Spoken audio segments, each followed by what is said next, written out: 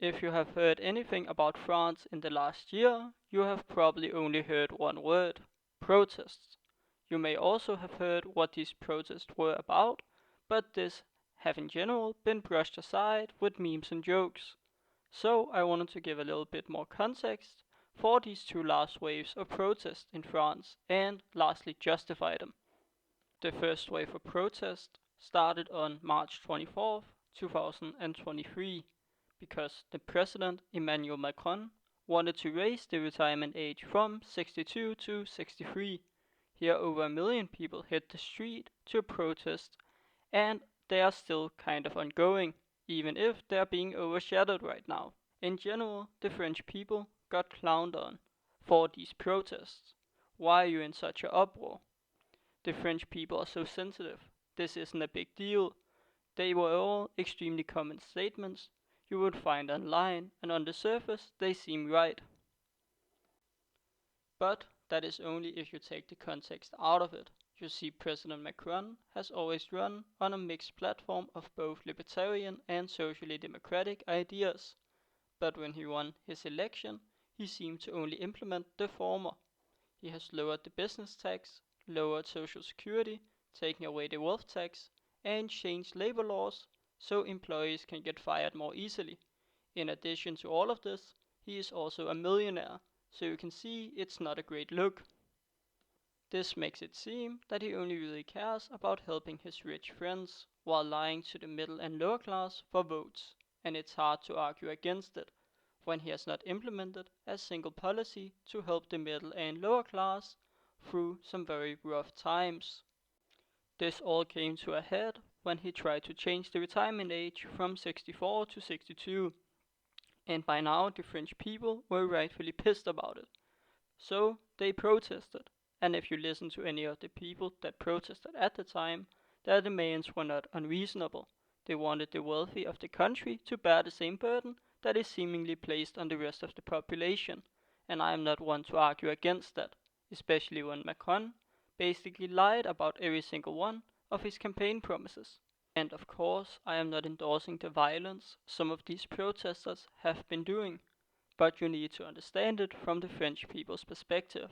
They have been bamboozled, hoodwinked, and outright deceived by a president that had only one real campaign promise, which was to bring change, but none have come to the lower and middle classes of France.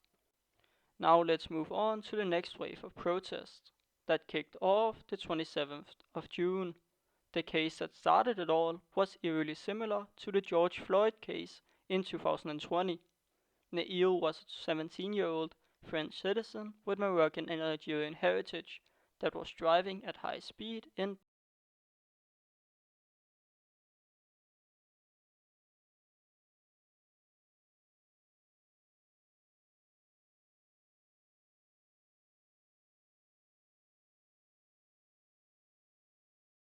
And this is where the story turns from an ordinary police stop to tragedy.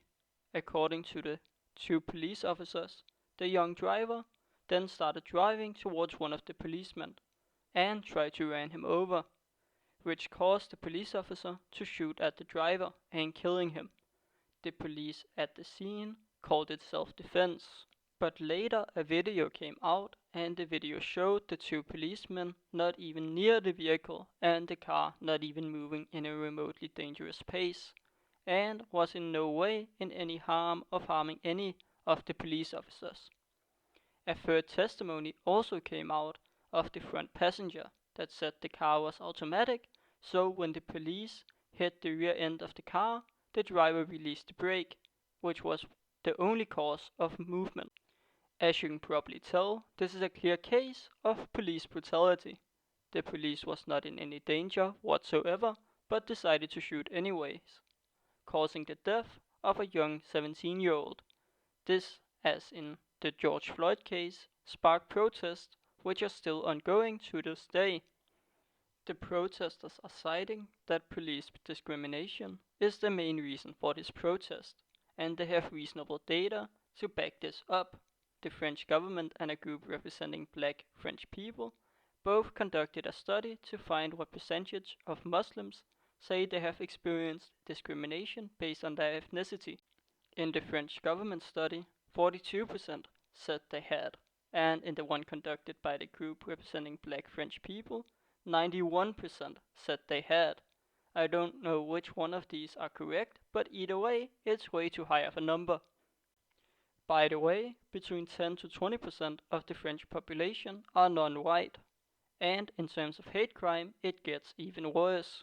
Officially in 2021, 3,443 cases of hate crime were recorded, but the French Minister of Interior said that the actual number could be as high as 700,000.